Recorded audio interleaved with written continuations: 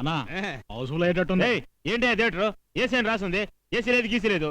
ఇలాగే దేవుడే సినిమా చూస్తాడు. ఏసీ థియేటర్ చెప్పారు రాసిందిగా. తారాసింగ్ నా పేరు, ఏసీ మా ఇంటి పేర్రా. ఏంటో ఇంటి పేరు? ఆకు చెక్కల. ఏ ఫర్ ఆకు, సి ఫర్ చెక్కల, ఆకు చెక్కల. కొనేదో 3 రూపాయలు నా టికెట్, అందులో రూపాయి ఎప్ప. నీకు ఏసీ కావాలా? ఏమైందిరా? అన్నయ్య సినిమాని దొంగ విసిడిలో చూస్తున్నారన్నా. దొంగ బీసీడియా? నీ కళ్ళతో చూసావా? అయ్యో సిమ్మరన్న ఆట కావాలా పాట కావాలంటూ తెగ నడుము పేసుకుంటూ డాన్స్ చేస్తోందన్నా. మీరంతా కర్రలు తీసిన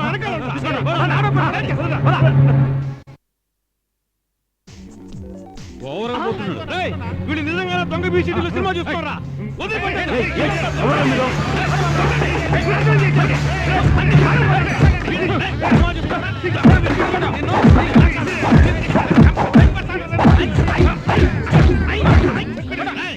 ఈ రోజులు సినిమా తీసి రిలీజ్ చేయడం అంత తేలిక కాదురా. ఒక తల్లి ఒక బిడ్డని కనడంతో సమానం రా. ఆ సినిమాని థియేటర్ లో వేయడానికి మాలాంటి వాళ్ళు ఎన్ని పాటు పడుతున్నామో తెలుసా నీకు? అది మాత్రమే కాదు, కొన్నాళ్ళ క్రితం మన సీఎం గారు ఏమని ఆర్డర్ చేశారు? దొంగ విషయంలో సినిమా చూస్తే 5 లక్షల అపరాధం, 2 ఏళ్ల జైలు శిక్ష శాసనసభలో తీర్మానం చేశారు కదా.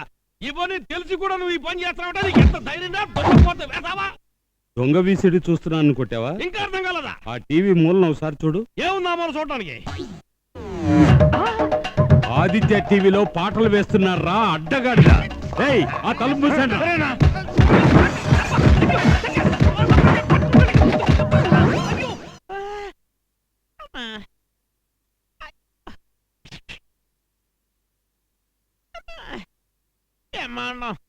అన్నా ఈ మ్యాటర్ మన మధ్య ఉండని. అయ్యా ఇక మీద నేను చూడపోయినామేనా?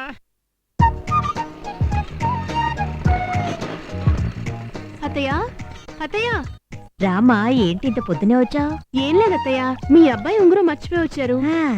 దాన్ని ఇచ్చేసి వెళ్దామని వచ్చాను. దాన్నెందుకు బొట్టలు వేలుకు పెట్టుకున్నా?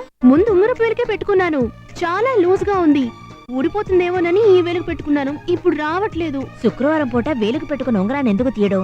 నువ్వే ఉంచుకో, నేను మా వాడితో చెప్తాలే. ఇదిగో ఇప్పుడే వస్తాను. ఓహో, ఉంగరం ఇచ్చే సాగుతో చంద్రుని చూడటానికి వచ్చావు. నిజంగా ఉంగరం రావట్లేదా చెప్పు? అనుకున్నా, మరి ఎందుకు అబద్ధం చెప్పు? ఆయన జ్ఞాపకంగా ఉంచుకుందామని. నీ ఆశ నెరవేరదు. నీ నోట్లో పురుగుల మందు పొయ్యా. నీకు పెళ్ళై 7 ఏళ్లైంది, 2 బిడ్డల్ని కన్నావు. నీ వయసే కదా ఆయనకు కూడా. ఆయనకి పెళ్ళవ్వాలని నువ్వు కోరుకోవట్లేదా? నేను ఎన్నోసార్లు చెప్పు చూశాను. వాడు వింటే కదా. వాడి మనసు రాయి లాంటిది. కరిగించే వాళ్ళు కరిగిస్తే రాళ్ళు కరుగుతాయి. నువ్వు చెప్పేది వింటానికి బాగానే ఉంది. ఇప్పుడు నన్నేం చేయమంటావు? రోజు చంద్రంబాబు ఎక్కడికి వెళ్తాడో ఎప్పుడొస్తాడో నువ్వు చెప్పు, మిగతా నేను చూసుకుంటాను. Okay, done.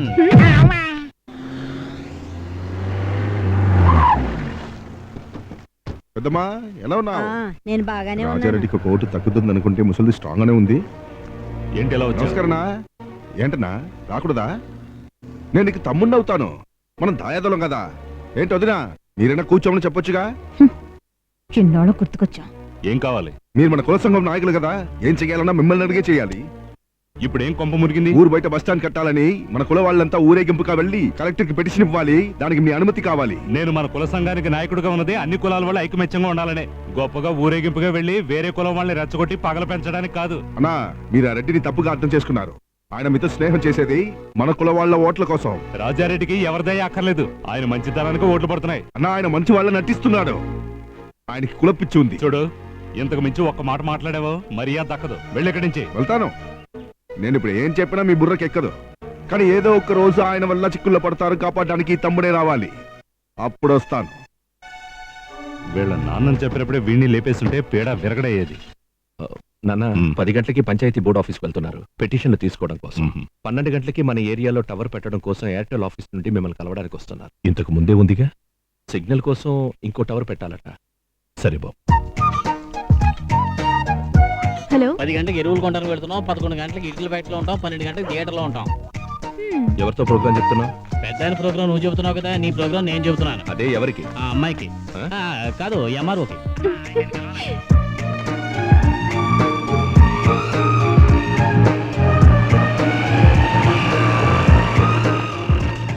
లోడ్ దింపమన్నాక దింపాలి కదా. లోడ్ దించకుండా వీళ్ళు లోడ్ ఎక్కించుకున్నారు, ఇంకేం దించుతారు? అందుకని చెప్పిన పని చేయకపోతే ఎలా? అయ్యో, బ్రేకులు పట్టలేదు, బ్రేకులు పట్టలేదు.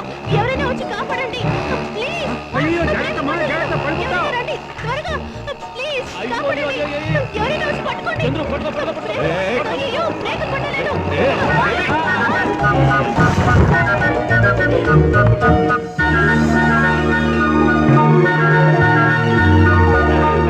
లేపండి. బండి తీసేటప్పుడు బ్రేకులు ఉన్నాయో లేవో చూసుకోవా. రే మూర్తి, ఆ, బండికి ఏమైందో చూడు. అలాగే. అవును దేవి, ఇటు వచ్చావేంటి? అదే ఇటుకల కోసం వచ్చాను. మామయ్య ఏదైనా చెప్పారా? లేదే, ఏమీ చెప్పలేదే. ఎన్ని లోడ్లు కావాలి? లోడ్ అక్కర్లేదు, ఒకే ఒక ఇటుకు చాలు. ఒక ఇటుకేనా? హ్మ్. ఒక ఇటుక నేను చేసుకుంటావు? మా ఇంటి గుమ్మ ముందు వేప చెట్టు ఉంది కదా, అక్కడ దేవుడిగా పెట్టబోతున్నాను. సరే తీసుకో. మీ చేత్తో మీరే తీసివ్వండి.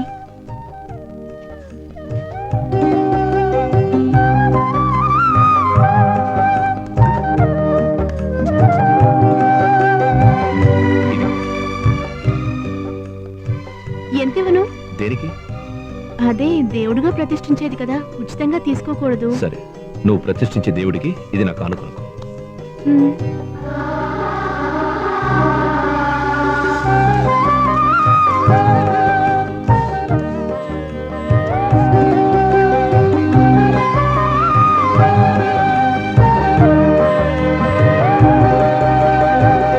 ఏమే పిల్ల ఉమ్. దేవుని పెడితే సరిపోదు, రోజు పూజలు చెయ్యాలి.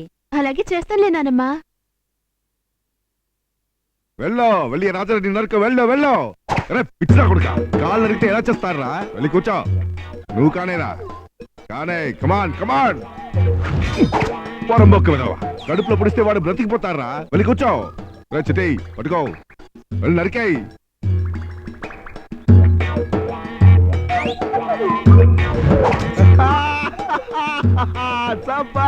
నువ్వు రా బిడ్డవంటే, వెళ్ళి కూర్చో. నా తండ్రికి నేను ఒక్కడినే ఆయనందువల్ల ఇన్నేళ్ళు ఎదురు చూడాల్సి వచ్చింది. అందుకే ఇంతమంది కొడుకులు నీకన్నాను. అటు చూడు, 6 కొడుకులు. ఒక్కడు వదిలితే ఇంకొకడు నరుకుతాడు ఆ రెడ్డిని. 5 మందే కదండి. కడుపులో ఉన్నది మగబిడ్డని తెలియందిగా. ఎంతమంది ఉండే లాభం? ఒరేయ్, పందికి 10 పిల్లలు పుడతాయి, ఏనుగు ఒకటే పుడుతుంది. కానీ పంది ఏనుగుని ఏమీ చేయలేదనుకున్నా. లేదండి. మరి పాము 10 పిల్లల్ని కన్నా కత్తికి పోటీ కాదనుకున్నావు. లేదండి. రెండులో ఏదో ఒకటి అనుకున్నావు. నేనేం ఏమనుకున్నావు చెప్పు. అనుకోలేదండి. ఆ కత్తికి పో. చెప్పు. నిజంగా నేనేం అనుకోలేదండి. ఏయ్, ఏడ్చేవాలంటే నాకు నచ్చదు. ఆపేయ్. అన్నా ఆ. అన్నా, పెద్ద ఆయన రేపు నీళ్ళ ట్యాంక్ తెరవడానికి ఎర్రారెడ్డిపల్లి వెళ్తాడన్నా. ఆ, నువ్వు ముందు నీళ్ళు తాగో, రొప్పుతున్నావు. రేపు బామ్మర్ది, బావా, ప్రతిసారి ఓడిపోతున్నావు. ఈసారైనా గెలవాలి. ఆ రెడ్డిని లేపే. పై వాళ్ళ సపోర్ట్ మనకుంది. నువ్వు దేనికి భయపడకో. ఈ విషయం బయటికి రాకుండా నేను చూసుకుంటాను. సరే బావా. రాజారెడ్డి చావాలి.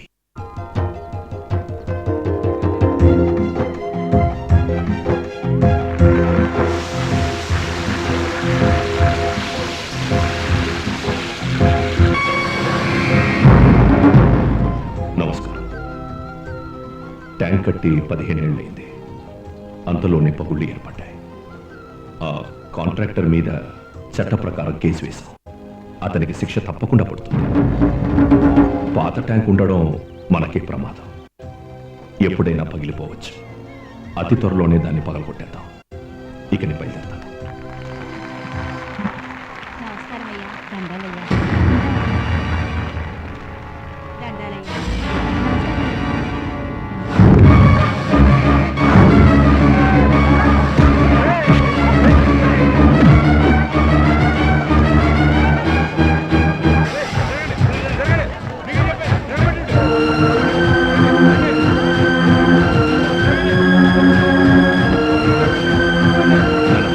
ఏం జరిగిన కారణం చెప్పండి.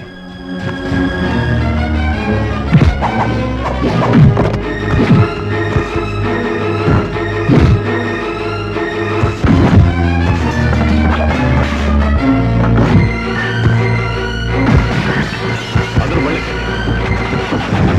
బండి దిగు. త్వరగా.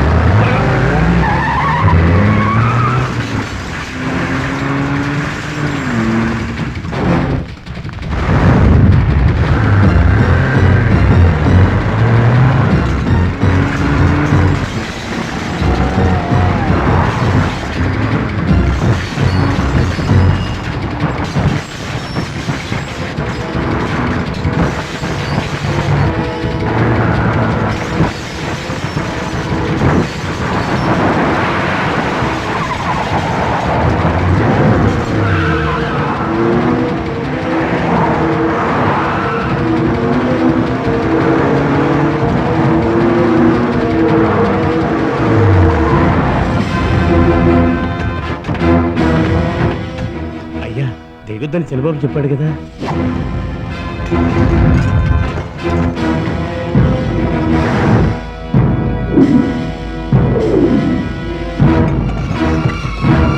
మీరు పెద్ద బండి చుట్టూ నుంచోండి.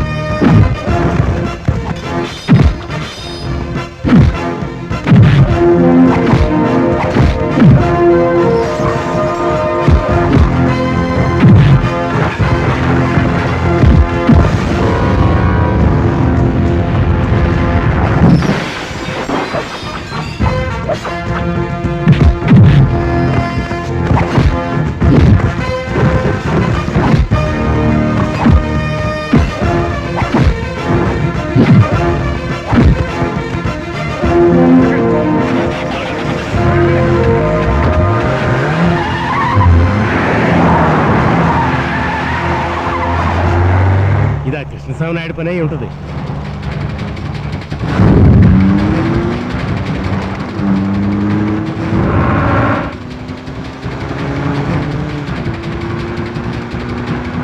హలో,